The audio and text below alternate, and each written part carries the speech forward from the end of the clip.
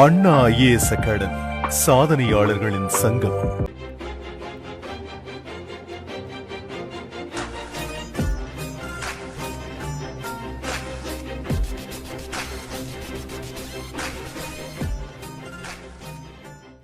Good evening to all. So class start பண்ணலாங்க. ஒரு சிலருக்கு தோணும், சார் இந்த கேள்வி எப்படி போறதுனே தெரியல சார், புரியவே இல்லை சார் அப்படிங்கிற விஷயங்கள் எல்லாமே நிறைய ஃபேஸ் பண்ணுவோம். நான் எப்படி அப்ரோச் பண்ணணும்னு சொல்றேனோ அதை அப்படி அப்ரோச் பண்ணீங்க அப்படின்னா அந்த எந்த டவுட்டுமே உங்களுக்கு வராது, கேள்வியும் புரியும், எப்படி ஒர்க் அவுட் பண்ணணுங்கிறதும் தெரியும். ரைட். ஃபார்முலாவை தாண்டி ஒரு சில விஷயங்கள் ஏதாவது 1-2 கேள்விகள்ல புதுசா இருக்க மாதிரி இருக்கும். அதை நம்ம கேள்வியா பார்க்கும் பொழுது பார்த்துக்கலாங்க. ஸோ முதல் கேள்வி, 2 சதுரங்களினுடைய மூலை விட்டங்களுடைய விகிதம் கொடுத்திருக்காங்க, அவற்றின் பரப்பளவுகளின் விகிதம் என்னன்னு கேட்கிறாங்க. சோ 2 சதுரம் இருக்கு, அந்த 2 சதுரத்தினுடைய மூலை விட்டம்னா இதைதான் மூலை விட்டம்னு சொல்லுவோம், டயகனல். அந்த மூலை விட்டத்தினுடைய ரேஷியோ 2:5. பரப்பளவுகளின் விகிதம் என்னன்னு கேட்கிறாங்க. ஏரியாவுடைய ரேஷியோ என்னன்னு கேட்கிறாங்க. ரைட். எதனுடைய ரேஷியோ கேட்கிறாங்களோ அதனுடைய ஃபார்முலாவை முதல்ல எழுதலாம். பரப்பளவுக்கான ஃபார்முலா a ஸ்கொயர் அப்படின்னு சொல்லலாமா, இதுவும் a ஸ்கொயர். ரெண்டுமே சதுரம் தானே. ரைட். இந்த கேள்வியில ரெண்டுமே சதுரமா கொடுத்துருக்காங்க. ரெண்டுமே சதுரமா இருக்கணுங்கிற அவசியம் கிடையாது, வேற ஏதாவது வேணாலும் கொடுக்கலாம். ஒரு சதுரம் கொடுக்கலாம், ஒரு கனசதுரம் கொடுக்கலாம், ஒரு சதுரம் கொடுக்கலாம், ஒரு உருளை கொடுக்கலாம். எதை கொடுத்தாலும் சரிங்க, அதனுடைய ஃபார்முலா எடுத்து கம்பேர் பண்ண போறோம். இப்போ a ஸ்கொயர் அப்படிங்கிறது அதனுடைய ஃபார்முலா. ஏனுடைய மதிப்பு எனக்கு தெரிஞ்சா இதுல நான் அப்ளை பண்ணுவேன். ஆனா என்கிட்ட கொடுத்தது d. மூலை விட்டத்துல இருந்து எப்படி ஏ கண்டுபிடிக்கிறது அப்படிங்கறது ஒண்ணு பார்க்கலாம். அப்படி இல்லாட்டி ஃபார்முலாவே கூட நம்ம மாத்திக்கலாம். நம்ம பரப்பளவுக்கு நேற்று 2 ஃபார்முலா படிச்சிருப்போம். ஏ ஸ்கொயர் அப்படிங்கிறது ஒரு ஃபார்முலா படிச்சிருப்போம். பக்கம் கொடுத்து பரப்பளவு கேட்கறாங்க அப்படின்னா இந்த ஃபார்முலா யூஸ் பண்ணலாம். மூலை விட்டம் கொடுத்து பரப்பளவு கேட்கறாங்க அப்படின்னா ஆஃப் டயகனல் ஸ்கொயர் அப்படிங்கிற ஒரு ஃபார்முலா படிச்சிருப்போம். ஞாபகம் இருக்கா? இப்ப நம்ம கிட்ட மூலை விட்டத்தினுடைய ரேஷியோ கொடுத்திருக்கனால மூலை விட்டம் இருக்க மாதிரி இருக்கக்கூடிய ஃபார்முலாவை நம்ம யூஸ் பண்ணிக்கலாம். இப்ப ரெண்டினுடைய பரப்பளவையும் நான் ஈக்குவேட் பண்றேன். ஏரியா இஸ் டு ஏரியா, ஏன்னா ஏரியான்னு எழுதியிருக்கேன். ஏரியாக்கான ஃபார்முலா ஆஃப் டி ஸ்கொயர், இந்த பக்கமும் ஆஃப் டி ஸ்கொயர். ரைட். ரெண்டு பக்கம் ஆஃபையும் கேன்சல் பண்ணிடலாம். டி, இந்த டி அப்படிங்கிறது ஃபர்ஸ்ட் ஒன், 2 ரேஷியோ. இந்த டி அப்படிங்கிறது 5 ரேஷியோ. அப்போ 2 square is to 5 square. 2 square பண்ணா 4, 5 ஸ்கொயர் பண்ணா 25. சோ 4:25 அப்படிங்கிறது அதனுடைய பரப்பளவுகளின் விகிதமாக இருக்கும். ரைட். பரப்பளவுகளின் விகிதம் கேட்கிறாங்க அப்படின்னா பரப்பளவுக்கான ஃபார்முலா எழுதுங்க, கொடுத்திருக்க டேட்டாவை அதுல சப்ஸ்டிட்யூட் பண்ணுங்க. ஒருவேளை சுற்றளவுகளின் விகிதம் கேட்கறாங்க அப்படின்னா சுற்றளவு எடுத்து எழுதலாம், அதனுடைய வேல்யூ எடுத்து அதுல சப்ஸ்டிட்யூட் பண்ணா போதும். ரைட். சார் இப்போ இங்க 2ன்னு கொடுத்திருக்காங்க, 2ங்கிறது ரேஷியோ தானே, அப்ப 2x தானே அதனுடைய மதிப்பு எடுத்துக்கணும். 5ங்கிறது ரேஷியோ தானே, 5x தானே மதிப்பு எடுத்துக்கணும். ரைட். அந்த மாதிரி யோசிக்கிறீங்கன்னா 2x 5x எப்ப எடுத்துக்கணும் அப்படின்னா மூலை விட்டத்தினுடைய விகிதம் இது, மூலை விட்டம் இவ்வளவு அப்படின்னு சொல்லியிருக்காங்க அப்படின்னா ஒரு மதிப்பை நீங்க கம்பேர் பண்றீங்க அப்படின்னா அது 2x 5x யூஸ் பண்ணிக்கலாம். நமக்கு என்ன தேவை அப்படின்னா ரேஷியோ தான் தேவை. அப்ப ரேஷியோ வேணும்னா ரேஷியோ மதிப்பை யூஸ் பண்ணலாம், 2x 5x போடணுங்கிற அவசியம் கிடையாது. ஒரு வேளை நீங்க தெரியாம போடுறீங்க அப்படின்னா கூட 2 பக்கமும் எக்ஸ்ங்கிறது இருக்கும், அதை ஸ்கொயர் பண்ணும்போது எக்ஸ் ஸ்கொயர் ஆகும், அது கேன்சல் ஆயிரும். சரிங்களா? நீங்க எழுதினாலும் அது கேன்சல் ஆயிரும். கிளியர்? அடுத்து 2வது கேள்வி போலாங்க. யாரும் கேள்வி எழுதிட்டு இருக்க வேண்டாங்க. சரிங்களா? ரைட். நம்ம அந்த கேள்வியில என்ன சொல்றோம், அந்த கேள்விக்கு எப்படி ஒர்க் அவுட் பண்றோம் அப்படிங்கறத மட்டும் ஃபாலோ பண்ணுங்க, கொஸ்டின் எழுத வேண்டாம். ரைட். ஃப்ரீயா வீட்டுல மறுபடியும் இன்னொரு முறை அந்த கொஸ்டின்ஸ் எல்லாம் எழுதி வச்சுக்கலாங்க. ரைட். 250 மீட்டர் பக்க அளவு கொண்ட ஒரு கனசதுர வடிவில் ஒரு பூங்கா இருக்கு. ஒரு கனசதுர வடிவில் ஒரு பூங்கா இருக்கு, அதனுடைய பக்கம் வந்து பாத்தீங்க அப்படின்னா 250 மீட்டர். ரைட். அத வேலி அமைக்கிறாங்க. ஒரு மீட்டருக்கு எவ்வளவு செலவாகுது அப்படின்னா 20 ரூபாய் செலவாகுது. வேலி அமைக்கிறதுக்கு மொத்த செலவு எவ்வளவுன்னு கேட்கறாங்க. வேலி நீங்க எங்க அமைப்பீங்க? அதை சுத்தி தானே அமைப்போம் வேலி. அப்ப உங்களுக்கு சுற்றளவு பெரிமீட்டர் அப்படிங்கிறது தேவை. பெரிமீட்டருடைய ஃபார்முலா எவ்வளவு? 4a. சதுரத்தினுடைய சுற்றளவுக்கான ஃபார்முலா 4a. அப்ப a தெரிஞ்சா எவ்வளவு நீளத்துக்கு நீங்க வந்து வேலி போடணுங்கிறது தெரியும். அப்ப வேலி எவ்வளவு வாங்கணும்னு தெரிஞ்சிச்சுன்னா ஒரு மீட்டருக்கு 20 ரூபானா எவ்வளவு மீட்டர் செலவாகுதுன்னு சொல்லிட முடியும். ரைட். அப்போ P = 4 × 250 மீட்டர். P மதிப்பு 1000 மீட்டர். இப்ப எனக்கு 1000 மீட்டர் தேவைப்படுதுங்க. ஒரு மீட்டருக்கு 20 ரூபாய் செலவாகுது. 1000 மீட்டருக்கு எவ்வளவு செலவாகும்? 20,000 ரூபாய் செலவாகும். ஆன்சர் 20,000. Option D. கம்மி பண்ணிக்கோங்க, எடுத்து போகும். ரைட். மென்சுரேஷன் பொறுத்த வரைக்கும் நீங்க கேர்ஃபுல்லா என்ன பண்ணணும் அப்படின்னாங்க, எந்த ஒரு கேள்வி கேட்டாலும் அதனுடைய ஷேப்பை டிரா பண்ணுங்க, சும்மா ரஃபா. அந்த ஷேப்ல கொடுத்திருக்க டேட்டாவை பக்கம் சொல்லியிருக்கனால இதுல ஏன்னு இருக்கும் பக்கம், அது எவ்வளவுன்னு நான் எழுதியிருக்கேன். அடுத்து வேலி போடணும்னு சொல்லும்போது சுத்தி வேலி போடுவோம்னு என்னால புரிஞ்சுக்க முடியுது. அப்ப சுற்றளவு வேணுங்கிறது கண்ணால பார்க்கும்போது தெரியுது. சரிங்களா? கண்ணால பார்க்கும் பொழுது இங்க சுத்தி தான் வேலி போடுவோம். அப்ப சுற்றளவுங்கிறது ஒண்ணு தேவை அப்படிங்கிறது தெரியுது. ஏன்னா கேள்வியில சுற்றளவுங்கிற வார்த்தையே கிடையாது. பெரிமீட்டர் அப்படிங்கிற வார்த்தையே கிடையாது. சரிங்களா? ரைட். சோ அப்புறம் 1 மீட்டருக்கு நான் ரூ. 20 செலவாகுது அப்படின்னா எனக்கு 1000 மீட்டர் வேணும். அதனுடைய சுற்றளவுங்கிறது 1000 மீட்டர். ரூ. 20,000 செலவாகுது. எந்த கேள்வி கேட்டாலும் முதல்ல அதனுடைய ஃபார்முலாவை எழுதணுங்க. அந்த ஃபார்முலா எழுதிட்டு அந்த ஃபார்முலால இருக்கக்கூடிய ஒவ்வொரு டேட்டாவும் கேள்வியில இருக்கான்னு பாக்குறீங்க. அப்படி கேள்வியில இல்லைன்னா, கேள்வியில வேற ஏதாவது கொடுத்திருக்காங்க அப்படின்னா, அப்ப நமக்கு வேணுங்கிற டேட்டா கேள்வியில இருந்து அதை எப்படி கண்டுபிடிக்கணுங்கிறத யோசிக்கணும். நம்ம ஒவ்வொரு கேள்வியா பார்க்கும்பொழுது இந்த ஒரு விஷயத்த பேசுவோம். அடுத்த கேள்விங்க. ஒரு சதுரத்தினுடைய மூலை விட்டம் வந்து பாத்தீங்கன்னா 10 சென்டிமீட்டர். ஒரு சதுரம் அதனுடைய மூலை விட்டம் D வந்து பாத்தீங்க அப்படின்னா 10 சென்டிமீட்டர். அதனுடைய பக்கம் எவ்வளவுன்னு கேக்குறாங்க. பக்கம் அப்படின்னா என்னதுங்க? A தெரியணுமா? ரைட். மூலை விட்டத்துல இருந்து எப்படி A கண்டுபிடிக்கிறது? மூலை விட்டத்துக்குன்னு ஒரு ஃபார்முலா பித்தாகரஸ் தியரம்ல நேத்து நம்ம டிரைவ் பண்ணி காமிச்சிருப்போம். மூலை விட்டம் அப்படிங்கிறத √2Aன்னு சொல்லலாமா?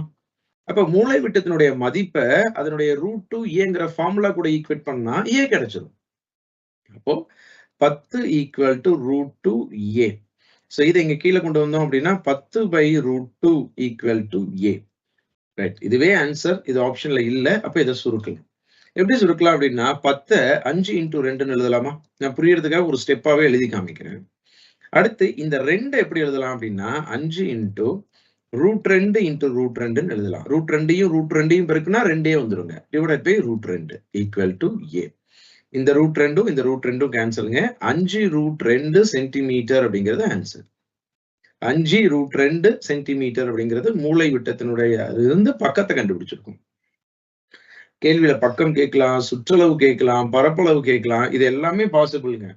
முதல்ல D இருந்து A எழுத தெரியுதாங்கிறது தான் முக்கியம். எந்த கேள்வி கேட்டாலும் A எழுத தெரிஞ்சாதான் பதில் சொல்ல முடியும். அடுத்து 4வது கேள்வி. மூலை விட்டத்தினுடைய நீளம். இப்ப கேள்வியில மூலை விட்டம் பார்த்தோம். மூலை விட்டத்தினுடைய நீளம் 20 சென்டிமீட்டர். ரைட். ஒரு சதுரம், சதுரத்தினுடைய மூலை விட்டம் வந்து பாத்தீங்கன்னா 20 சென்டிமீட்டரா இருக்கு. சதுரத்தினுடைய சுற்றளவு என்னன்னு கேக்குறாங்க. அப்ப சதுரத்தினுடைய சுற்றளவு தான் கண்டுபிடிக்க சொல்லி கேட்கிறாங்கன்னு கேள்வியை படிக்கும் பொழுதே உங்களுக்கு தெரியுதுன்னா அதனுடைய ஃபார்முலாவை எடுத்து எழுதிருங்க. ரைட். 4A. கேள்வியில A கொடுத்திருக்காங்களான்னு படிச்சு பாருங்க. A கேள்வியில கொடுக்கல. தேவையில்லாம என்ன கொடுத்திருக்காங்கன்னா மூலை விட்டம் டயகனல் கொடுத்திருக்காங்க. அப்போ A இருந்தாதான் என்னால சுற்றளவுங்கிறத கண்டுபிடிக்க முடியும். கேள்வியில அதை கொடுக்கல. அதை இன்டைரக்டா டயகனல் மூலியமா கொடுத்திருக்காங்க. அப்ப கொடுத்திருக்க டயகனல்ல இருந்து நீங்க மூலை விட்டத்தை கண்டுபிடிச்சுக்கணும். பக்கத்தை கண்டுபிடிச்சுக்கணும். √2Aங்கிறது தான் மூலை விட்டம். அதனுடைய மதிப்பு 20. அப்போ A1 மதிப்பு 20/√2. A1 மதிப்பு 10 × 2/√2. A equal to 10√2. நான் போன கேள்வியிலேயே இந்த 2 √2 × √2 எழுதலாம் நான் எக்ஸ்பிளைன் பண்ணியிருக்கேன். அப்ப நான் இப்ப எழுதுற விஷயம் உங்களுக்கு புரியும். ரைட். அப்போ 4 × A. Aங்கிறது 10√2. 4யும் 10யும் பெருக்குனா 40√2 சென்டிமீட்டர் அப்படிங்கிறது இதனுடைய பெரிமீட்டர் சுற்றளவுடைய மதிப்பு. Answer option D. 40√2 சென்டிமீட்டர். இந்த கேள்வி இன்னொரு முறை எக்ஸ்பிளைன் பண்றேங்க. ஒரு சதுரத்தினுடைய மூலை விட்டத்தினுடைய நீளம் கொடுத்திருக்காங்க. இதுதான் மூலை விட்டத்தினுடைய நீளம் 20 சென்டிமீட்டர் அப்படிங்கிறது. சுற்றளவு கேட்கிறாங்க. சுற்றளவு வேணும் அப்படின்னா சுற்றளவுக்கான ஃபார்முலா எழுதலாம். ஃபார்முலா எழுதுனதுக்கு அப்புறம் நமக்கு என்ன தெரியுது? A அப்படிங்கிற ஒண்ணு தேவை. அப்போ சதுரத்தினுடைய பக்கம் தேவை. கேள்வியில சதுரத்தினுடைய பக்கம் கொடுக்கல. மூலை விட்டத்தினுடைய நீளம் கொடுத்திருக்காங்க. மூலை விட்டத்தினுடைய நீளத்துல இருந்து நம்ம பக்கத்தை கண்டுபிடிக்கிறோம். எப்படி? மூலை விட்டத்தினுடைய நீளத்துக்கு ஃபார்முலா √2A, அதுதான் 20ன்னு சொல்லியிருக்காங்க. அப்ப அதுல இருந்து A1 மதிப்பை 10√2ன்னு எழுதலாம். இப்ப A தெரிஞ்சதுக்கு அப்புறம் எடுத்து இங்க அப்ளை பண்ணா போதும் இதனுடைய சுற்றளவு சொல்லிட முடியுது. அடுத்து 5வது கேள்வி போலாங்க.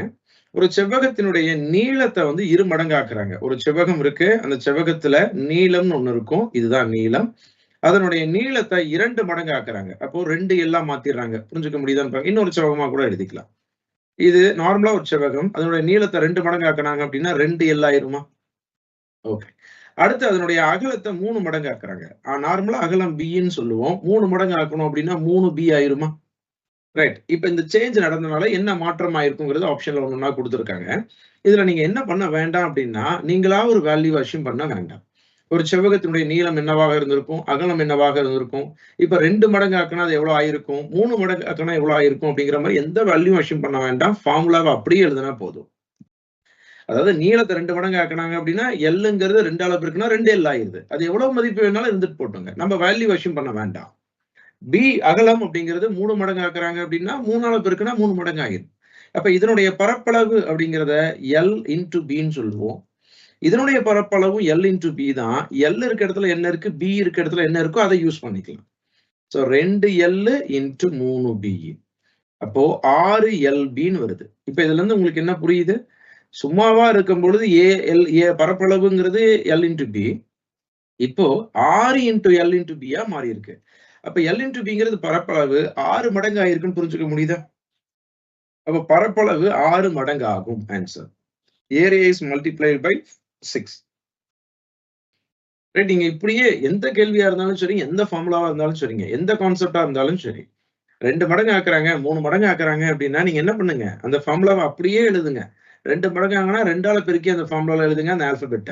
இப்ப ஒரே ஒரு உதாரணத்துக்கு ஒரு ஆரம் இருக்குன்னு எடுத்துக்கலாம். ஆரம் 2 மடங்கு ஆகுது அப்படின்னா, ஆரம்னு போட வேண்டிய இடத்துல 2 ஆர் போடுங்க. ஃபார்முலால யூஸ் பண்ணும்பொழுது என்ன கிடைக்குதோ அத்தனை மடங்குங்கிறத சொல்லிற முடியும். நீங்க எதுலயுமே ஒரு வேல்யூ அஸ்யூம் பண்ணி ஆன்சர் பண்ணிட வேண்டாம் மென்சுரேஷன்ல. சரிங்களா? ரைட். அடுத்த கேள்வி போலாங்க.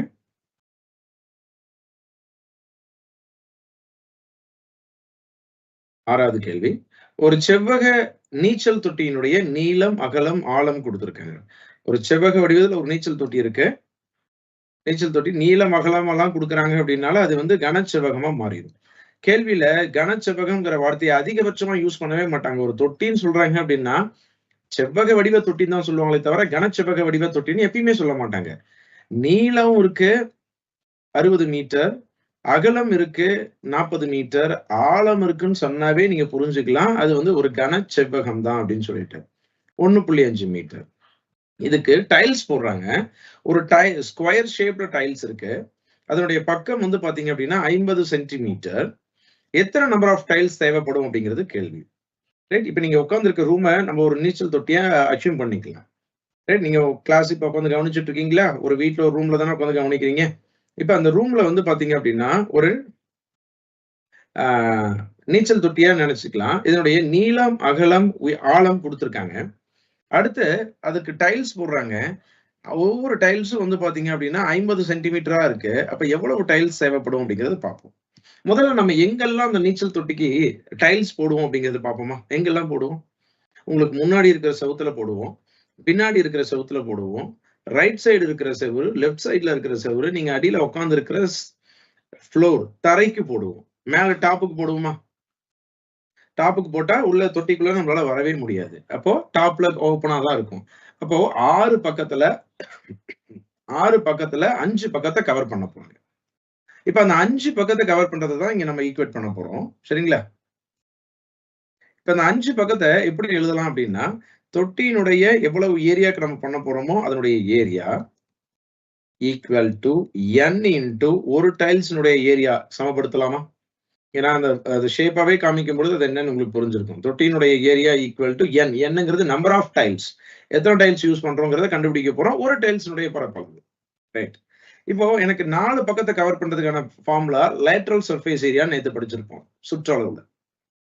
கனச்செவ்வகத்துக்கு 2 into L plus B into height அப்படின்னு சொல்லி ஒரு ஃபார்முலா படிச்சிருப்போம். ஞாபகம் இருக்குங்களா? பக்க பரப்பு 4 பக்கத்தையும் கவர் பண்ணிட்டோம். பிளஸ் தரை L into B equal to N into A square அப்படிங்கிறது சதுரத்தினுடைய பரப்பளவு. இவ்வளவுதான் விஷயங்க.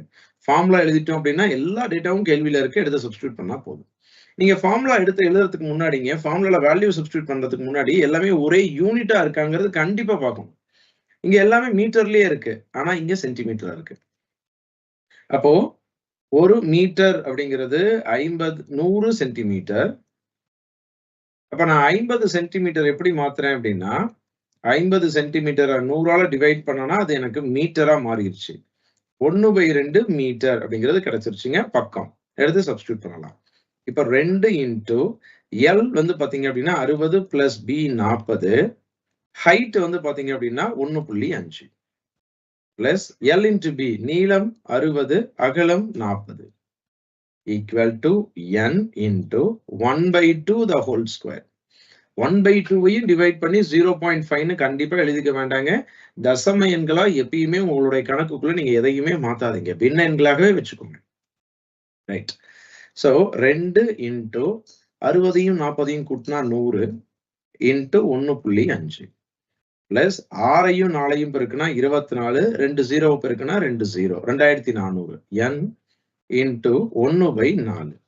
ரைட். இங்க இத மல்டிபிள் பண்ணா 200, 200 இன்டு 1 300, 300 கூட்டல் 2400 ஈக்குவல் டு n இன்டு 1/4.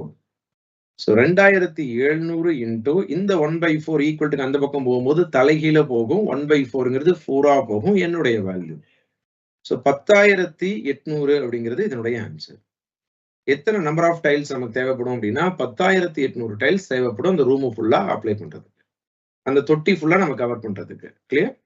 இன்னொரு முறை சொல்றேன், இதுல நான் சொல்றதுக்கான விஷயம் இது மட்டும்தான். நான் பாக்ஸ் பண்ணி காமிக்கிறேன் பாருங்களேன், அது மட்டும்தான்.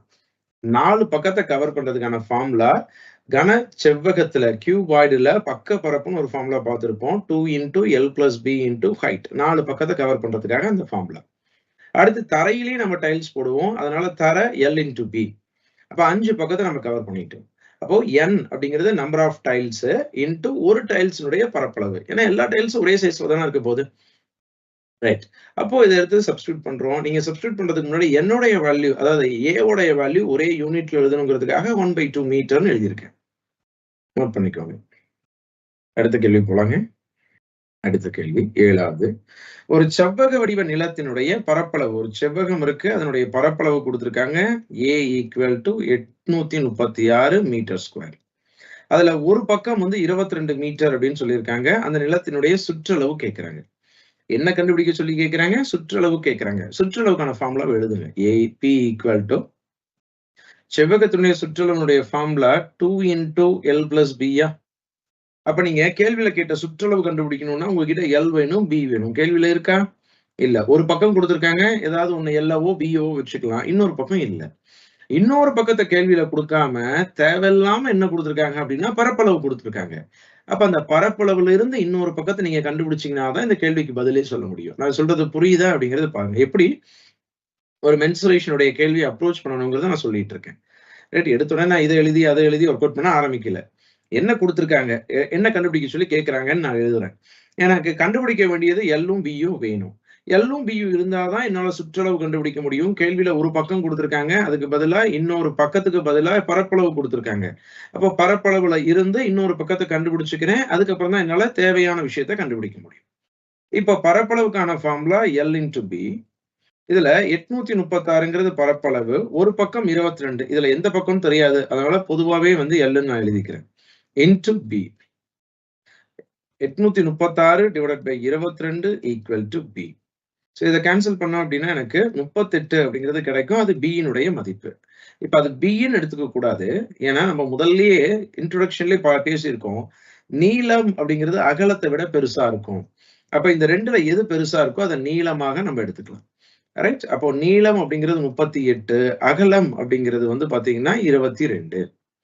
ரைட் சார், நீங்க நீளத்தை 22 எடுத்துக்கிட்டீங்களே அப்படின்னா இன்னொரு பக்கம் தெரிஞ்சாதான் எது பெருசுன்னு வச்சு என்னால யூஸ் பண்ணிருக்க முடியும். ஒரே ஒரு பக்கம் தெரிஞ்சனால ஏதாவது உங்களை சப்ஸ்டியூட் பண்றேன். இன்னொரு பக்கத்தை தெரிஞ்சதுக்கு அப்புறம் தான் எது பெருசு நீளம், எது சின்னது அது அகலம்னு என்னால புரிஞ்சுக்க முடியுது.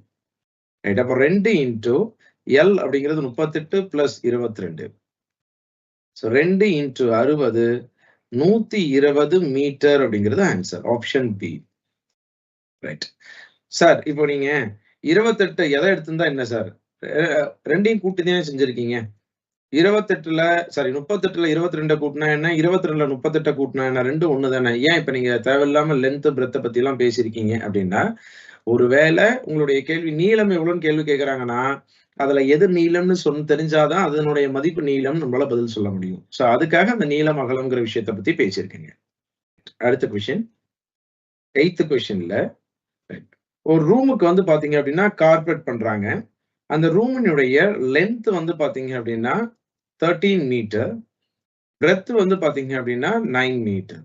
அந்த ரூமுக்கு ஒரு கார்பெட் பண்றாங்க, ரைட்? ஒரு கம்பளம் விரிக்கிறாங்க, போர்வை விரிக்கிறாங்க. அதனுடைய விட்த் வந்து பாத்தீங்க அப்படின்னா 75 சென்டிமீட்டராக இருக்குங்க. ரைட். ஒரு மீட்டர் கார்பெட்டுக்கு எவ்வளவு செலவாகுது அப்படின்னா ₹12.40 செலவாகுது ஒரு மீட்டருக்கு. சரிங்களா?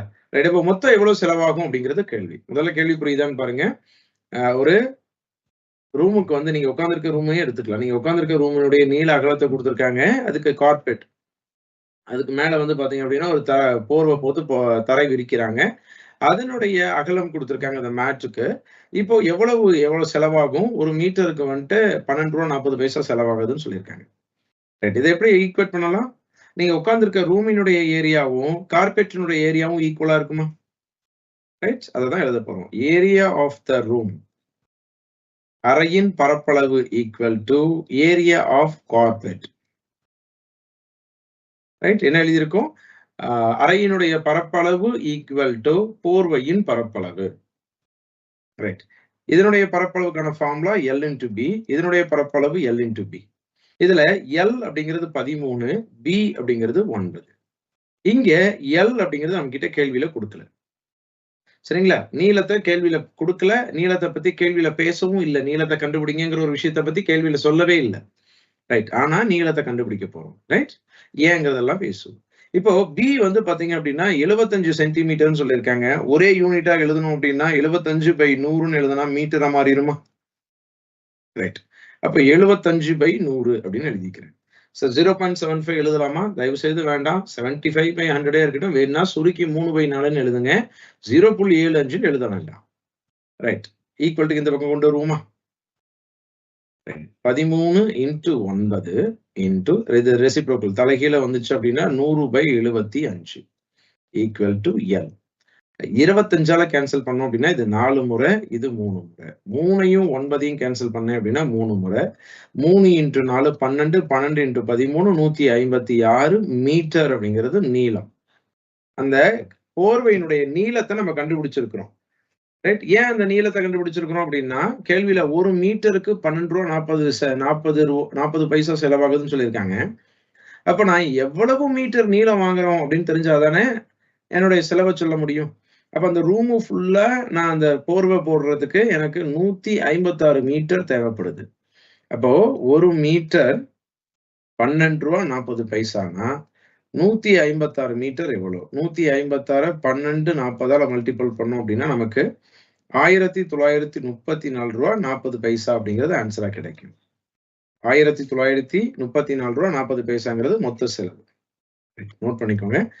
இந்த கேள்வி நிறைய முறை எக்ஸாம்ல வேற நம்பரை வச்செல்லாம் கேட்டிருந்திருக்காங்க. அந்த நீளத்தையும் அகலத்தையும் மாத்தி கேட்டிருந்திருக்காங்க.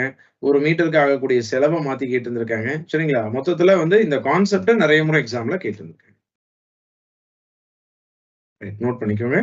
நம்ம ஏன் வந்து பாத்தீங்க அப்படின்னா, இப்போ அதனுடைய நீளத்தை கண்டுபிடிச்சிருக்கோம் அப்படின்னா, எனக்கு எவ்வளவு மீட்டர் கார்பெட் வாங்கணும்னு தெரியணும். அதனாலதான் நீளத்தை கண்டுபிடிச்சிருக்கோம். இந்த ஃபார்முலால அப்ளை பண்றதுக்கு முன்னாடி எல்லாமே ஒரே மாதிரி யூனிட்டா இருக்கணும். அதை நான் மறந்துடக்கூடாதுங்க. அடுத்து போங்க. ஒரு லானுடைய இது என்ன ஷேப்ல இருக்கு அப்படின்னா, ஒரு ரெக்டாங்கிள் ஷேப்ல இருக்கு. ஒரு புல்வெளி வந்து பாத்தீங்க அப்படின்னா, ஒரு செவ்வக வடிவத்துல இருக்கு. அதனுடைய சைட்ஸ் பக்கங்கள் வந்து 2:3 ரேஷியோல இருக்கு. அந்த லானுடைய ஏரியா வந்து பாத்தீங்க அப்படின்னா 1/6 ஹெக்டேர் அப்படின்னு சொல்லியிருக்காங்க. அதனுடைய நீளம் என்னன்னு கேட்கிறாங்க. சரிங்களா? அந்த லானுடைய லென்த் என்னன்னு கேட்கிறாங்க. ரைட். இதுல சைட்ஸ் 2:3ன்னு சொல்லியிருக்காங்க. இது நீளம், இது அகலம்னு தப்பா எடுத்துடக்கூடாதுங்க. கேள்வி இந்த ஒரு கேள்விக்காக தான் நம்ம ஸ்டார்டிங்லயே நீளம் அப்படிங்கிறது அகலத்தை விட பெருசா இருக்குங்கிற ஒரு பேசிக்கான ஒரு விஷயத்த படிச்சிருக்கோம். சரிங்களா? இப்ப இதுல நீளம் எது அப்படின்னா, இது நீளம், இது அகலம். சார் கேள்வியில ஃபர்ஸ்ட் நீளம் தானே கொடுப்பாங்க அப்படின்னா அப்படிலாம் கிடையாதுங்க. ஃபர்ஸ்ட் நீளத்தை தான் சொல்லணுங்கிற அவசியம் கிடையாது. கேள்வியில நீள அகலம்னு சொன்னாங்கன்னா 2:3ன்னு சொல்லியிருக்கலாம். பக்கங்கள்னு சொல்லியிருக்காங்க. அப்ப பக்கங்கள் அப்படின்னு சொல்லும் பொழுது எதை வேணாலும் மென்ஷன் பண்ணி கொடுத்துருக்கலாம். நீங்க தான் அதுல எது பெருசா இருக்கோ அதை நீளமாக எடுத்துக்க போறீங்க. ரைட். இப்ப ஆன்சர் பண்றதுக்கு முன்னாடிங்க, இப்போ 1/6 ஹெக்டேர் அப்படிங்கிறது இருக்குங்க. நேத்து தான் படிச்சோம். ஒரு ஹெக்டேர் அப்படிங்கிறது எவ்வளவுங்க? ஒரு ஹெக்டேர் அப்படிங்கிறது 10,000 மீட்டர் ஸ்கொயர் அப்படிங்கறத படிச்சோம். இத இப்ப மீட்டர் ஸ்கொயருக்கு நம்ம கன்வெர்ட் பண்ண போறோம். இப்ப 1 ஹெக்டேர் அப்படிங்கிறதுனா 10,000 மீட்டர் ஸ்கொயர். 1/6 ஹெக்டேர் அப்படின்னா 1/6 ஹெக்டேருக்கு பதிலா 10,000 மீட்டர் ஸ்கொயர் அப்படிங்கறத சப்ஸ்டிட்யூட் பண்றேன். அப்போ 10,000/6 மீட்டர் ஸ்கொயர் அப்படிங்கிறது இப்ப ஏரியா.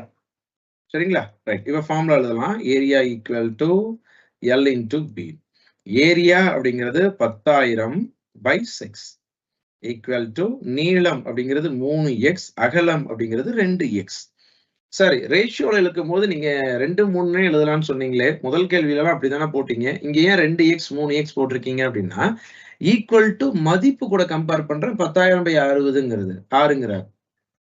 மதிப்பு கூட கம்பேர் பண்றோம் அப்படின்னா 2x, 3xன்னு யூஸ் பண்ணலாம். ரேஷியோவாவே கணக்கு போடுறோம் அப்படின்னா அது தேவையில்லைன்னு நம்ம பேசியிருந்தோம். சரிங்களா? ரைட். 10,000/6 equal to 6x². இந்த 6 இங்க வந்துச்சு அப்படின்னா 10,000 divided by 36. 6 into 6 36 equal to x². இது வந்து x சொல்லிடலாமா? ரைட். 100/6 the whole square. இந்த பக்கம் x². Square square cancel. x உடைய வேல்யூ 100/6 சிம்பிளிஃபை பண்ணோம் அப்படின்னா 50/3. கொஸ்டின்ல லென்த் கேட்கறாங்க, நீளம் கேட்கறாங்க. நீளம் அப்படிங்கிறது 3x. அப்ப 3 இன்டு 50/3 50 மீட்டர் அப்படிங்கிறது ஆன்சர். சரிங்களா? இப்ப நீங்க இந்த கேள்வியில நீளம்ங்கிறது ஒரு விஷயத்தை தெரிஞ்சுக்கணும்னு எதுக்கு சொல்றேன்னு புரியுதா? ஏன்னா நீங்க x கண்டுபிடிச்சிட்டீங்க. இப்ப பரப்பளவு அகலம் கேட்கறாங்க அப்படின்னா என்ன ரேஷியோ? 2xங்கிறது அகலம். நீளம் கேட்கறாங்கன்னா 3x. அது சரியா எழுதணும். அதனாலதான் சைடுன்னு சொல்லி கேள்வியில கொடுத்தா கூட எது பெருசோ அதை நீளமாகவும், எது சின்னதோ அது அகலமாகவும் எடுத்துக்கணும்னு சொல்லியிருக்கோம். எப்பயுமே நீளம் அப்படிங்கிறது அகலத்தை விட பெருசாக இருக்கும். இது பேசிக்கான ஒரு ப்ராப்பர்ட்டிங்க. சோ இதனுடைய ஆன்சர் 50 மீட்டர். ரைட். அடுத்த கேள்வி போலாம்.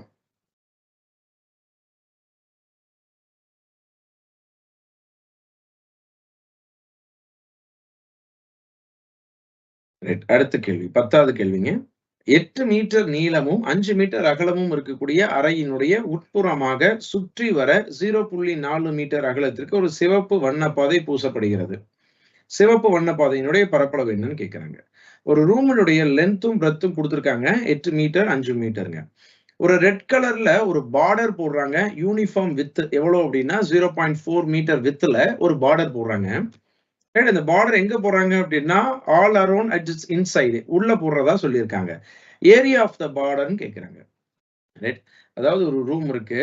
இந்த ரூமை சுத்தி பார்டர் போடுறாங்க. இந்த பார்டரினுடைய ஏரியா என்னன்னு கேட்கறாங்க. இந்த ஏரியா கேட்கறாங்க.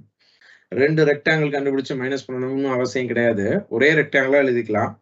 என்ன formula? 2x into L plus B plus R minus 2x அப்படின்னு யூஸ் பண்ணியிருக்கோம். ஞாபகம் இருக்குங்களா?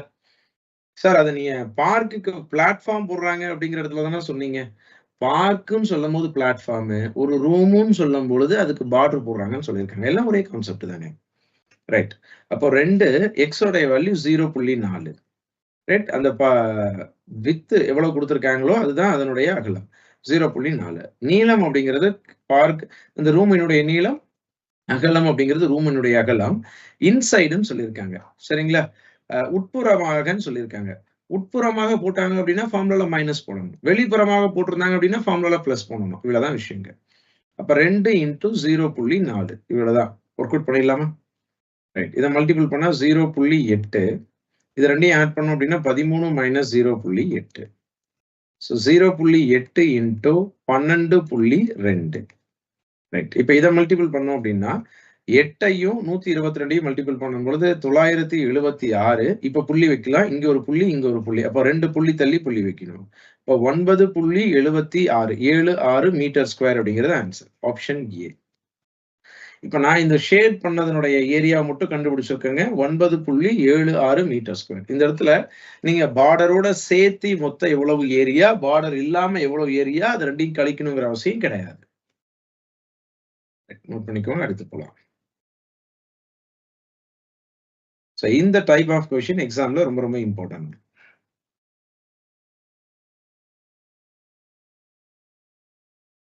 இந்த டைப் ஆஃப் கொஸ்டின்ஸ் எக்ஸாம்ஸ்ல ரொம்ப இம்பார்ட்டன்ட். அடுத்து போலாம். 11வது கேள்வி. ஒரு ரெக்டாங்கிளுடைய ஹாலினுடைய லென்த் கொடுத்திருக்காங்க 39 மீட்டர் 10 சென்டிமீட்டர். அகலம் கொடுத்திருக்காங்க 35 மீட்டர் 70 சென்டிமீட்டர். ரைட், அதுக்கு டைல்ஸ் பதிக்கிறாங்க. சரிங்களா? ஃபைண்ட் த லார்ஜஸ்ட் டைல்னு சொல்லியிருக்காங்க. அந்த அறைக்கு பொருத்தமாக மிக அதிகபட்ச தரை ஓடுகளை எவ்வளவு தேவை அப்படிங்கிறது கேள்வி. will exactly fit and the number required.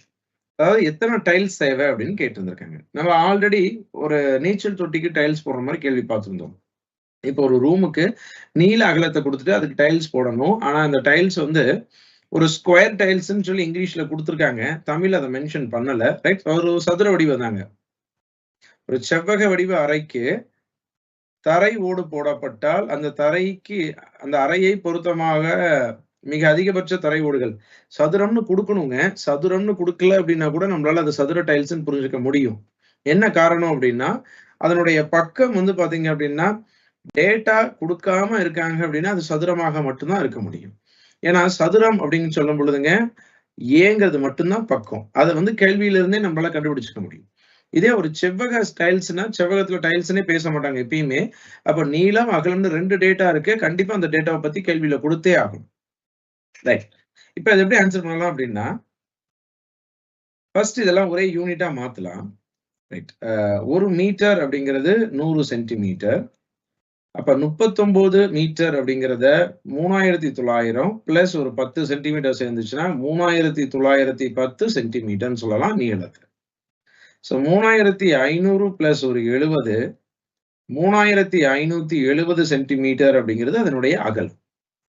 Right, அப்போ அதனுடைய area equal to area of the room வந்து பாத்தீங்கன்னா எதுக்கு சமமாக இருக்கும் அப்படின்னா n இன்டூ ஸ்கொயர் டைல்ஸுடைய ஏரியாக்கு ஈக்குவலா இருக்குங்க. ஒரு ஸ்கொயர் டைல்ஸுடைய ஏரியாக்கு ஈக்குவலா இருக்கும். ரைட், இப்போ ஸ்கொயர் டைல்ஸினுடைய ஃபார்முலா நான் இந்த ஃபார்முலாவே எழுதுறேன். L இன்டூ பி எழுதிடுவோம். Equal to n into a square அப்படிங்கிறது ஃபார்முலா எழுதிடுவோம் ஸ்கொயர்னுடைய ஏரியாக்கு. ஆனா கேள்வியில ஏவே கிடையாது. எல்லாருக்கும் புரியுதா? கேள்வியில ஏ கிடையாது. ஏவை கேள்வியில இருந்து நம்மளால கண்டுபிடிச்சுக்க முடியும். இந்த கான்செப்ட் நல்லா கவனிங்க. என்னன்னா இப்போ மிக பெரிய டைல்ஸா இருக்கணும், எக்ஸாக்டா ஃபிட் ஆகணும்னு சொல்றாங்க அப்படின்னா எல்சிஎம்ல நம்ம படிச்சிருப்போம். ஆல்ரெடி எல்சிஎம் டாபிக் நம்ம படிச்சிருப்போம். சரிங்களா? அதுல என்ன பேசியிருப்போம்? சரியாக வகுப்படக்கூடிய மிகப்பெரிய எண்ணை காண்க அப்படின்னா என்ன கண்டுபிடிப்போம்? சரியாக வகுப்படக்கூடிய மிகப்பெரிய எண்ணை காண்கன்னா HCF கண்டுபிடிப்போமா? அதே தான் இங்கேயும் சொல்லியிருக்காங்க ஒரு கான்செப்டா. அந்த ரூமுக்கு எக்ஸாக்டா ஃபிட் ஆகணும்னு சொல்றாங்க. அதான் சரியாக வகுப்படக்கூடிய எண்ணு நம்ம பேசுறோம். மிகப்பெரிய டைல்ஸா இருக்கணும், அதுதான் மிகப்பெரிய எண்ணுன்னு சொல்றோம். அப்ப கொடுத்திருக்க ரூமினுடைய நீளத்துக்கும் அகலத்துக்கும் HCF கண்டுபிடிச்சோம் அப்படின்னா அதுதான் அந்த ஸ்கொயர் டைல்ஸினுடைய பக்கமாக இருக்கும். இதுதான் இந்த கேள்வியில இருக்கக்கூடிய ஒரு கான்செப்ட். இப்ப எந்த 2 நம்பருக்கு நீங்க HCF கண்டுபிடிக்க போறீங்க அப்படின்னா 3910க்கும் 3570க்கும் HCF கண்டுபிடிக்கணும். இப்படி HCF இவ்வளவு பெரிய நம்பருக்கு நம்ம எப்படி கண்டுபிடிக்கிறது ஈஸியா இருக்கும்னு நம்ம பார்த்திருக்கோம். லாங் டிவிஷன் மெத்தட்ல கண்டுபிடிக்கிறது ஈஸி. அப்ப லாங் டிவிஷன் மெத்தட்ல கண்டுபிடிக்கலாம். 2ல பெரிய நம்பர் உள்ள எழுதுறேன். 3910 3570. சோ ஒரு முறை 3570 கழிக்கிறேன். சோ கழிச்சு அப்படின்னா எனக்கு 340ன்னு கிடைக்குது. இப்ப மறுபடியும் இதை வகுத்தியா வச்சுக்கிட்டு பழைய வகுத்தி எடுத்து உள்ள எழுதுறேன். 3570. சோ 10 முறை 3400ங்கிறது கிடைக்குது. மீதி 170. இதே ப்ராசஸ் திரும்ப 340 2 முறை 340 மீதி 0. மீதி 0வா வரும்பொழுது எது டிவைசர் வகுத்தியாக இருக்கோ அதுதான் HCF. அப்ப இதனுடைய HCF வந்து 170ன்னா நம்ம என்ன புரிஞ்சுக்கலாம்? ஒரு ஸ்கொயர் டைல்ஸ் வந்து பக்கம் வந்து 170 சென்டிமீட்டராக இருக்குங்கிறத புரிஞ்சுக்கலாம். ரைட், இப்ப எல்லா டேட்டாவுமே இருக்கு, ஆன்சர் பண்ணிடலாம். 3910 into 3570 equal to n into 170 the whole square. இங்க கீழே கொண்டு வரலாம். 3910 into 570 divided by 170 into 170 equal to n. சரிங்களா? இந்த 0க்கு இந்த 0 கேன்சல் பண்ணிடலாம். இந்த 0க்கு இந்த 0 கேன்சல் பண்ணிடலாம். ஸோ 17ஆல 391 கேன்சல் பண்ணேன் அப்படின்னா எனக்கு 23 முறை. இதை கேன்சல் பண்ணேன் அப்படின்னா எனக்கு 21 முறை. 21ஐயும் 23ஐயும் மல்டிபிள் பண்ணும்பொழுது 483ங்கிறது இதனுடைய மதிப்பு. ஸோ எத்தனை டைல்ஸ் நமக்கு தேவைப்படும் அப்படின்னா 483 டைல்ஸ் தேவைப்படுங்க. 483 டைல்ஸ் தேவைப்படுங்க. இந்த கேள்வியில நீங்க புரிஞ்சுக்க வேண்டிய ஒரே ஒரு விஷயம் என்னன்னா, ஸ்கொயர் டைல்ஸ்னுடைய பக்கம் கொடுக்கல. அந்த பக்கத்துக்கு பதிலா அந்த ரூமினுடைய HCF நம்ம எடுத்துக்கிறோம். ரூமினுடைய நீளத்துக்கும் அகலத்துக்கும் HCF கண்டுபிடிக்கணுங்கிற ஒரு பேசிக் மட்டும் அங்க தெரிஞ்சிருந்தா போதுங்க. அடுத்த கேள்வி போலாங்க.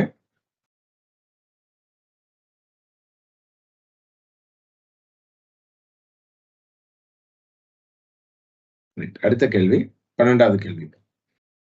சோ ஒரு பள்ளிக்கூடத்துல ஒரு ஸ்கூலினுடைய ஆடிட்டோரியத்தினுடைய லென்த்தும் பிரெத்தும் கொடுத்திருக்காங்க. அந்த ஆடிட்டோரியத்தை சுத்தி ஒரு வராண்டா போடுறாங்க. அவுட் சைட்ல ஏரியா என்னன்னு கேக்குறாங்க. வராண்டாவுடைய ஏரியா. ரைட், இப்பதான் நம்ம ஒரு ரூம்ல பார்டர் போடுறோம்னு பேசணும். அதே கேள்விதாங்க. ரைட், அதனுடைய ஏரியாவை எப்படி கண்டுபிடிக்கலாம்? 2x into L plus D plus or minus 2x. இப்போ 2 into வராண்டாவுடைய வித்து வந்து பாத்தீங்கன்னா 3 மீட்டர். அந்த ஆடிட்டோரியத்தினுடைய நீளம் 45, அகலம் 27. அவுட் சைட் போறதா சொல்லியிருக்காங்க. சுற்றி வெளிப்புறமாக போடுறாங்க. அப்போ பிளஸ் பண்ண போறோம் 2 into 3. ஒரு கேள்வியில இன்சைடுன்னு சொல்லும் பொழுது மைனஸ் பண்ணாங்க. அவுட் சைடு அப்படிங்கும் பொழுது பிளஸ் பண்ண போறோம். 2 into 3 6. 45, 27, 6 எல்லாத்தையும் ஆட் பண்ணும்பொழுது 78. 78 into 6 468 மீட்டர் ஸ்கொயர் அப்படிங்கிறது அந்த வராண்டாவினுடைய ஏரியா. 468 மீட்டர் ஸ்கொயர் அப்படிங்கிறது வராண்டாவினுடைய ஏரியா. ஓகே, நெக்ஸ்ட் போலாங்க. 13வது கேள்விங்க. ஒரு சாய் சதுரத்தினுடைய மூலை விட்டங்கள் கொடுத்திருக்காங்க. 20 சென்டிமீட்டர், 12 சென்டிமீட்டர். அதனுடைய பரப்பளவு என்னன்னு கேக்குறாங்க. ஒரு சாய் சதுரத்தினுடைய மூலை விட்டங்கள், சாய் சதுரம்னா எப்படி இருக்கும்? அதுல என்னெல்லாம் இருக்கும்? D1 இருக்கும், D2 இருக்கும். வேற எந்த டேட்டாவுமே கிடையாது. D1 அப்படிங்கிறது 20 சென்டிமீட்டர் கொடுத்திருக்காங்க. D2 அப்படிங்கிறது 12 சென்டிமீட்டர் கொடுத்திருக்காங்க. ரைட், பரப்பளவு கண்டுபிடிச்சிடலாமா? Area equal to of D1 into D2. Area half 20 into 12. 2ஆல இதை கேன்சல் பண்ண அப்படின்னா 10 முறை 10 into 12 120 சென்டிமீட்டர் ஸ்கொயர் அப்படிங்கிறது பரப்பளவு. நோட் பண்ணிக்கோங்க. டைரக்ட் ஃபார்முலா சப்ஸ்டிடியூஷன் தாங்க. அதுல வேற ஒண்ணுமே கிடையாது. Direct formula substitution. வெறும் ஃபார்முலா எழுதுறீங்க, எல்லா டேட்டாவும் கேள்வியில டைரக்டா இருக்கு, எடுத்து சப்ஸ்டிடியூட் பண்ணா போதும். ரைட், அடுத்த கேள்வி போடுவாங்க. 14வது கேள்வியில ஒரு சதுர வடிவ டைல்ஸ் இருக்குது. அதுல மூலை விட்டங்கள் கொடுத்திருக்காங்க. அதனுடைய ஒரு சதுர மீட்டருக்கு 3 ரூபா செலவாகுது. இங்க கேள்வி கவனிங்களேன். பர் மீட்டர் ஸ்கொயருக்கு 3 ரூபான்னு சொல்றாங்க. அப்ப நீங்க கண்டிப்பா ஏரியாவை கண்டுபிடிக்கணும். சரிங்களா? சதுர மீட்டருக்கு 3 ரூபா செலவாகுதுன்னு சொல்லியிருக்கனால நீங்க கண்டிப்பா பரப்பளவு கண்டுபிடிக்கணும். ரைட், அந்த கார்பெட் கேள்வியில நல்லா கேள்வி எடுத்து பாருங்க. ஒரு மீட்டருக்கு 12 ரூபா 40 பைசான்னு சொல்லியிருப்பாங்க. அப்போ ஒரு மீட்டர்னு சொன்னா நீளத்தை கண்டுபிடிக்கணும். ஒரு மீட்டர் ஸ்கொயர்னு கேட்டா பரப்பளவு கண்டுபிடிக்கணுங்கிற பேசிக்க புரிஞ்சுக்கோங்க. ரைட், அப்போ area equal to of D1 into D2. Of D1 அப்படிங்கிறது 100, D2 அப்படிங்கிறது 180. 2ஆல இதை கேன்சல் பண்ணும் பொழுது 90. ஸோ 9000 மீட்டர் ஸ்கொயருங்க மொத்தம் எனக்கு தேவை. ஒரு மீட்டர் ஸ்கொயருக்கு 3 ரூபா செலவாகுது. அப்ப 9000 மீட்டர் ஸ்கொயருக்கு 27,000 செலவாகுதுங்க. Answer option B. ரைட், சர்க்கிளுக்கு இன்னர் சைட்னா ஆட் பண்ணணும், அவுட்டர் சைட்னா சப்ட்ராக்ட் பண்ணணும் அப்படிங்கிற கான்செப்ட்ல நீங்க போகவே வேண்டாங்க.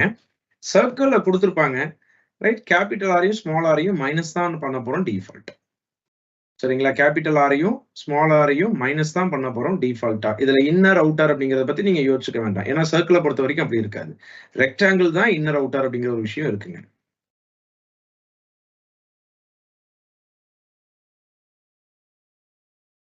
ஏன் வந்துட்டு HCF கண்டுபிடிக்கிறோம், LCM கண்டுபிடிக்காம அப்படின்னு கேக்குறீங்க. ஒரு எக்ஸாம்பிளுக்கு நான் ஒரு விஷயத்த சொல்றேன். இந்த ரூமினுடைய லென்த் வந்து 3 மீட்டருங்க. சரிங்களா? பிரெத் வந்து பாத்தீங்க அப்படின்னா 2 மீட்டர். ரைட், HCF ஏன் LCM கண்டுபிடிக்கல அப்படின்னு கேட்டவங்க இந்த டவுட், இந்த நான் சொல்ற எக்ஸ்பிளனேஷனை கவனிங்க. ரைட், எல் வந்து பாத்தீங்கன்னா 3 மீட்டருங்க, பி வந்து 2 மீட்டர். இப்ப நீங்க இந்த கான்செப்ட்ல HCF கண்டுபிடிக்கணும் அப்படின்னா HCF 1 மீட்டர். அப்போ 1 மீட்டர் டைல்ஸ் நீங்க போடுறீங்க. ஒருவேளை நீங்க LCM கண்டுபிடிக்கிறீங்கன்னு எடுத்துக்கலாமா? 3க்கும் 2க்கும் LCM எடுத்தா 6 மீட்டருங்க. ரூமே 3 மீட்டர் தான். 6 மீட்டர் டைல்ஸ் கொண்டு போய் போட முடியுமா அது மேல? புரியுது இல்லைங்களா? ரூமே 3 மீட்டருங்க. ஆனா டைல்ஸ் 6 மீட்டரா இருக்குமா? ரூமை விட பெருசா? அப்போ எல்சிஎம் அப்படிங்கிற ஒரு விஷயம் எப்பயுமே கண்டுபிடிக்க மாட்டோங்கிறத புரிஞ்சுக்க முடியுதுங்களா? எப்பயுமே கண்டுபிடிக்க மாட்டோம் எல்சிஎம். இந்த மாதிரி கான்செப்ட்ல ஒன்லி ஹெச்சிஎஃப் மட்டும்தான். தெளிவா புரிஞ்சுக்க முடியுதா? அந்த ரூமை விட பெருசா போயிடுதுங்க டைல்ஸ். ரைட். அடுத்து 15 வந்துடலாம். ஒரு இணைகரத்துல எது தவறான கூற்றுன்னு கேட்கறாங்க. பேரலோகிராம்ல எது தப்புன்னு கேட்கறாங்க. ஆப்போசிட் சைட்ஸ் ஆர் பேரலா தானே இருக்கும். அப்ப இது சரி. Opposite angles and sides are ஈக்குவலாவும் இருக்கும். சைட்ஸும் ஈக்குவலா இருக்கும், ஆங்கிளும் ஈக்குவலா இருக்கும். இது கரெக்ட். டயகனல்ஸ் ஆர் ஈக்குவல்னு சொல்லியிருக்காங்க. இதுதான் தப்பு. எப்படி இருக்கணுங்க? நாட் ஈக்குவல்னு இருக்கணும். அப்போ ஆப்ஷன் சி தப்பு. மூலை விட்டங்களின் நீளங்கள் சமமாகும் சொல்லியிருக்காங்க. இது தப்பு. எது தப்புன்னு கேட்டிருக்காங்க. அப்ப மீதி 3 ஸ்டேட்மெண்ட்டும் correct. Diagonals bisect each other. மூலை விட்டங்கள் ஒன்றை ஒன்று இருசம கூறிடும் அப்படிங்கறத படிச்சது கரெக்ட். ரைட். அப்ப ஆப்ஷன் சி தப்புங்க. Diagonals are not equal. மூலை விட்டங்களின் நீளங்கள் சமமாகும் சொன்னது, அதாவது ஈக்குவல் சொன்னது தப்பு. அடுத்த கேள்வி போலாம். இந்த மாதிரி ப்ராப்பர்ட்டி கேள்விகளும் எக்ஸாம்ல கேட்பாங்க. ஒரு இணைகரத்தினுடைய பரப்பளவு கொடுத்திருக்காங்க, அடிப்பக்கம் கொடுத்திருக்காங்க, குத்துயரம் கேட்கிறாங்க. குத்துயரம் சொன்னாலும் சரிங்க, செங்குத்து உயரம்னு சொன்னாலும் சரிங்க, உயரம்னு சொன்னாலும் சரி, எல்லாமே ஒண்ணுதான். ஹைட் தான். சரிங்களா? சோ இங்கிலீஷை பொறுத்த வரைக்கும் ஹைட்னு சொல்லுவாங்க, ஆல்டிடியூட்னு சொல்லுவாங்க, பெர்பெண்டிகுலர்னு சொல்லுவாங்க. Height, altitude, perpendicular. ஹைட்ங்கிற ஒரு வார்த்தையை வேற டேர்ம்ஸ்ல யூஸ் பண்ணணும் அப்படின்னா ஆல்டிடியூட் அப்படின்னு கேட்கலாம். அப்படி இல்லாட்டி வந்து பாத்தீங்கன்னா பெர்பெண்டிகுலர் லைன்னு சொல்லுவாங்க. சரிங்களா? தமிழை பொறுத்த வரைக்கும் உயரம், குத்து உயரம், செங்குத்து உயரம் எல்லாமே உயரம் தான். சாய்வு உயரம் அப்படிங்கிறது மட்டும் வேற. சரிங்களா? சோ பரப்பளவுக்கான ஃபார்முலா பேஸ் இன்டு ஹைட். பரப்பளவுல ஏரியா கொடுத்திருக்காங்க 49.92, பேஸ் கொடுத்திருக்காங்க 7.8, ஹைட்டை கண்டுபிடிக்கணும். ஹைட்டை கண்டுபிடிச்சிடலாம். So 49.92 divided by 7.8 equal to height. So இதை கேன்சல் பண்ணோம் அப்படின்னா 6.4 சென்டிமீட்டர் அப்படிங்கிறது ஹைட்டினுடைய மதிப்பு. ஹைட்டினுடைய மதிப்பு என்னவாக இருக்கும் அப்படின்னா 6.4 சென்டிமீட்டராக இருக்கும். அடுத்து போலாங்க. 17வது கேள்வி. ஒரு சதுரமும் ஒரு சமபக்க முக்கோணமும் ஒரே சுற்றளவை கொண்டவை. ஒரு சதுரம் இருக்குங்க, அது அடுத்து ஒரு சமபக்க முக்கோணம் இருக்கு, எல்லாமே ஒரே சுற்றளவை கொண்டவைன்னு சொல்லியிருக்காங்க. அப்ப இதனுடைய சுற்றளவும் சமம் அப்படின்னு ஈக்குவேட் பண்ணிடலாமா? அடுத்து சதுரத்தினுடைய மூலை விட்டம் வந்து பாத்தீங்கன்னா 12√2 சென்டிமீட்டர்னு சொல்லியிருக்காங்க. சமபக்க முக்கோணத்தினுடைய பரப்பளவு என்னன்னு கேட்கிறாங்க.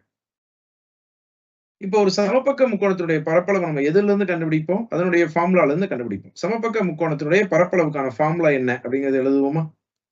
ரைட். சமபக்க முக்கோணத்தினுடைய பரப்பளவுடைய ஃபார்முலா எல்லாமே ஏவா இருக்கும்.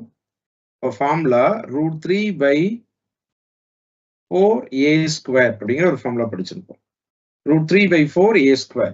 இப்ப எனக்கு ஏ தெரிஞ்சாதான் பதில் சொல்ல தெரியும். அந்த ஏவை கண்டுபிடிக்கிறதுக்காக தான் கேள்வியில நிறைய விஷயங்கள் கொடுத்திருக்காங்க. அதுல இருந்து ஏவை கண்டுபிடிப்போம். சதுரத்தினுடைய சுற்றளவு 4a, முக்கோணத்தினுடைய சமபக்க முக்கோணத்தினுடைய சுற்றளவு 3a. கேள்வியில இந்த ஏவை கண்டுபிடிச்சிக்கிறதுக்கான டேட்டா கொடுத்திருக்காங்க. அப்போ டி அப்படிங்கிறத √2aன்னு சொல்லலாம். டியினுடைய வேல்யூ 12√2 அப்படின்னா √2a, √2 கேன்சல், ஏவுடைய வேல்யூ 12ன்னு சொல்லலாமா? இப்ப ஏவுடைய வேல்யூ 12 நம்ம எங்க மட்டும் தான் யூஸ் பண்ண முடியும்? சதுரத்துல தான் யூஸ் பண்ண முடியும். அப்போ 4 × 12 = 3a. இங்கேயும் ஏ தானே இருக்கு, இங்க ஏன் யூஸ் பண்ணக்கூடாதுன்னா நான் சதுரத்துல இருந்து தான் கண்டுபிடிச்சிருக்கேன். அப்ப அது சதுரத்தினுடைய பக்கம் தான், சமபக்க முக்கோணத்தினுடைய பக்கமாக இருக்காது. அப்ப 48/3 = a. 16 = aங்கிறது சமபக்க முக்கோணத்துடைய பக்கம். அவ்வளவுதாங்க கேள்வி. அந்த பக்கத்தை கொண்டு போய் அங்க அப்ளை பண்ணா ஆன்சர் கிடைச்சிடும். முதல்ல இது எழுதுனது புரியுதான்னு பாருங்க. கேள்வியில 2னுடைய சுற்றளவு சமம் சொல்லியிருக்காங்க. 2னுடைய சுற்றளவையும் p = pன்னு எழுதியிருக்கேன். சோ இதை 4aன்னு சொல்றோம், அதை 3aன்னு சொல்றோம். அப்ப 4 × 12 எவ்வளோ? அதுல இருந்து ஏவனுடைய வேல்யூ 16ன்னு தெரிஞ்சுக்கிட்டோம். இப்ப இதுல இருந்து ஆன்சர் பண்ணிட்டு இருக்கோம். சரிங்களா? ரைட். இப்போ பக்கம் தெரிஞ்சிருச்சு. √3/4 16 × 16. இந்த 4ஐயும் இதையும் கேன்சல் பண்ணேன் அப்படின்னா 4 முறை 4 × 16 64√3 சென்டிமீட்டர் ஸ்கொயர் அப்படிங்கிறது answer. Option A 64√3 centimetre square அப்படிங்கிறது ஆன்சர். இந்த கேள்வியில எனக்கு சமபக்க முக்கோணத்தினுடைய பரப்பளவு கேட்கறாங்க. ஃபார்முலா எழுதிட்டேன். ஃபார்முலால ஏன்னு இருக்கு. கேள்வியில குடுக்கல. அதுக்கு பதிலா என்ன குடுத்திருக்காங்க? சதுரத்துக்கும் முக்கோணத்துக்கும் சுற்றளவு சமம்னு சொல்லியிருக்காங்க. அது கூட ஈக்குவேட் பண்ணி இதனுடைய பக்கத்த தெரிஞ்சுட்டு வந்து இங்க அப்ளை பண்றோம். ரைட். எதுக்காக HCF எடுக்கிறோம்? கேள்வியில ரைட் அந்த டவுட் கேட்டவங்க மட்டும் கவனிங்க. மத்தவங்க இத ஃபாலோ பண்ணுங்க. போன கேள்வியில எதுக்காக HCF கண்டுபிடிச்சிருந்திருக்கோம் அந்த ரூம் கேள்வியில அப்படின்னா, சதுர டைல்ஸ்ன்னு சொல்லியிருக்காங்க. சதுரத்தினுடைய பக்கமே குடுக்கல. பக்கம் குடுக்காதனால, குடுத்திருக்க நம்பர்னுடைய HCF தான் நீளத்துக்கும் அந்த ரூமினுடைய நீளத்துக்கும் நீளத்துக்கும் அகலத்துக்கும் HCF கண்டுபிடிச்சோம் அப்படின்னா, அந்த சதுரத்தினுடைய பக்கமாக இருக்கும். ஒருவேளை சதுர டைல்ஸ் அந்த சதுர டைல்ஸுக்கு பக்கம் எவ்வளவுன்னு கேள்வியில சொல்லியிருக்காங்க அப்படின்னா, நம்ம HCF கண்டுபிடிக்கணுங்கிற அவசியம் கிடையாது. சதுர டைல்ஸ் அந்த சதுர டைல்ஸுடைய பக்கம் எவ்வளவுன்னு சொல்லியிருக்காங்க அப்படின்னா, நம்ம HCF கண்டுபிடிக்கணுங்கிற அவசியம் கிடையாதுங்க. கிளியர்? ரைட். அடுத்து போலாம். 18வது கேள்வி. சமபக்க முக்கோணத்தினுடைய உயரம் குடுத்திருக்காங்க. ஹைட் வந்து பாத்தீங்க அப்படின்னா 10 சென்டிமீட்டர். அதனுடைய பரப்பளவு கேட்கறாங்க. √3/4a² அப்படிங்கிறது அதனுடைய பரப்பளவுக்கான ஃபார்முலா. ரைட். ஹைட் குடுத்திருக்காங்க. ஹைட்டுக்கு ஒரு ஃபார்முலா படிச்சிருக்கோம். ஞாபகம் இருக்குங்களா? √3/2a அதுதான் 10. அதுல இருந்து a கண்டுபிடிச்சுக்கலாம். 2 அங்க போச்சுன்னா 20/√3. இப்ப பக்கம் தெரிஞ்சிருச்சு. இங்க ஆன்சர் பண்ணலாம். So √3/4 20/√3 the whole square. So √3/4 into 20 square பண்ணோம் அப்படின்னா 400. √3 ஸ்கொயர் பண்ணா 3. ரைட். 400யும் 400யும் கேன்சல் பண்ணா 100. √3யையும் 3யையும் கேன்சல் பண்ணா ஒரு √3 கிடைக்கும். அப்ப இதனுடைய பரப்பளவு 100/√3 சென்டிமீட்டர் ஸ்கொயர் அப்படிங்கிறது ஆன்சர். 100/√3 centimetre square. நோட் பண்ணிக்கோங்க. எடுத்து போலாம். சோ டைரக்டா என்ன கொடுத்திருக்காங்க? பரப்பளவு கொடுத்திருக்காங்க. பரப்பளவுடைய ஃபார்முலா எழுதுறோம். உயரம் கொடுத்திருக்காங்க. உயரத்தினுடைய ஃபார்முலா எழுதுறோம். இப்போ ஈக்குவேட் பண்ணும் பொழுது அந்த வேல்யூ எடுத்துட்டு போய் அதுல சப்ஸ்டிட்யூட் பண்றோம். இவ்வளவுதான் விஷயம். Right. D equal to √2a எப்படி வந்துச்சு? ரைட். இது நம்ம நேத்தே படிச்சிருக்கோம் இல்லைங்களா? ஒரு சதுரத்தினுடைய மூலை விட்டத்தினுடைய ஃபார்முலாங்க. சதுரத்தினுடைய மூலை விட்டத்தினுடைய ஃபார்முலா √2a. நேத்து அது √2a எப்படி வந்துச்சுன்னு நம்ம எழுதி காமிச்சிருக்கோம். சரிங்களா? ரைட். அடுத்து போலாங்க. 19வது கேள்வி. ஒரு சமபக்க முக்கோணத்தினுடைய சுற்றளவு கொடுத்திருக்காங்க. சமபக்க முக்கோணத்தினுடைய உயரம் கேட்கிறாங்க. சமபக்க முக்கோணத்தினுடைய சுற்றளவு கொடுத்திருக்காங்க. P அப்படிங்கிறது 18 சென்டிமீட்டர் கொடுத்திருக்காங்க. ஒரு சமபக்க முக்கோணம். எல்லா பக்கமும் சமமாக இருக்கும். ஒரு ஈக்குவலேட்ரல் ட்ரையாங்கிளுடைய பெரிமீட்டர் கொடுத்திருக்காங்க. ஹைட் கேட்கறாங்க. ஹைட்டுக்கான ஃபார்முலா √3/2a. a வேணுமா? aங்கிறது தெரிஞ்சுக்கலாம்.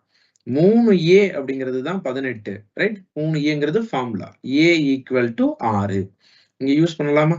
√3/2 into 6.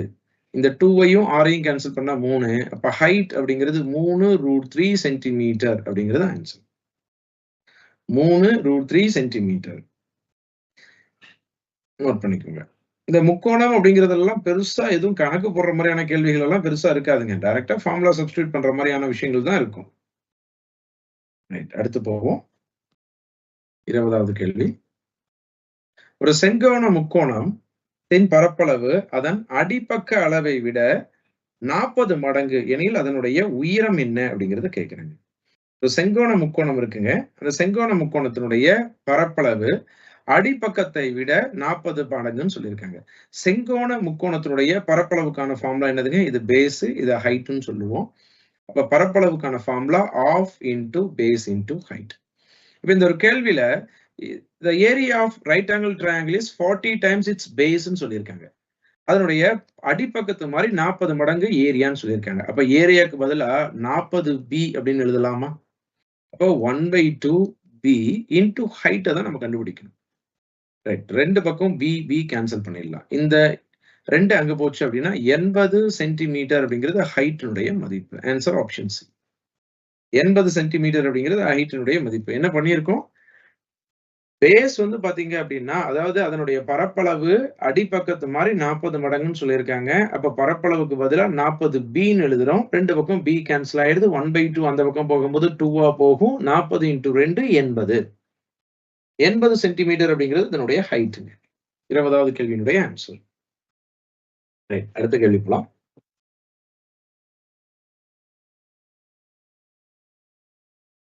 21ங்க.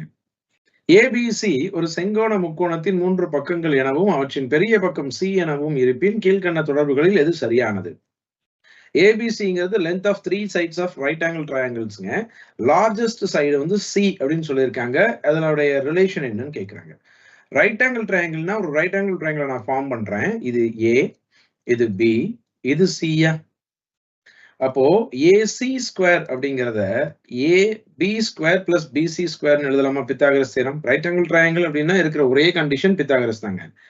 AB square plus BC square அப்படின்னு எழுதலாமா? ரைட். இத நம்ம என்ன சொல்ல போறோம்? இதுல லாங்கஸ்ட் சைடு, லார்ஜஸ்ட் சைடு, பெரிய பக்கம் சின்னு சொல்லியிருக்காங்க. இதுதானே பெரிய பக்கம். இது சி அப்படின்னா இதை ஏவும் இது பியும் எடுத்துக்கலாம். சார் இதையே ஏன் ஏ எடுக்குங்க? கீழே ஏன்னு எடுக்க கூடாதா? எதை வேணாலும் எடுத்துக்கலாங்க. பெரிய பக்கம் சி, அவ்வளவுதான். மீதி 2 பக்கத்துல எதை வேணாலும் ஏ, எதை வேணாலும் பின்னு எடுத்துக்கலாம். ரைட். பெரிய பக்கம் சி ஸ்கொயர் அப்படிங்கிறத ஏ ஸ்கொயர் பிளஸ் பி ஸ்கொயர்னு எழுதலாமா? அதுதான் இந்த இடத்துல கொடுத்துருக்காங்க. சோ இது ஆப்ஷன்ல இருக்கா அப்படின்னு பார்த்தோம்னா இல்ல. ஆப்ஷனுக்கு ஏற்ற மாதிரி அதை மாத்தலாம். எல்லாத்தையும் ஒரு பக்கமா கொண்டு போயிடலாம். A square plus b square, c square இங்க வரும்போது மைனஸ் சி ஸ்கொயர், எல்லாமே ஒரு பக்கம் வந்துருச்சு, இன்னொரு பக்கம் equal to 0. Answer option D. a square plus b square minus c square equal to 0. Note பண்ணிக்கோங்க, அடுத்து போவோம்.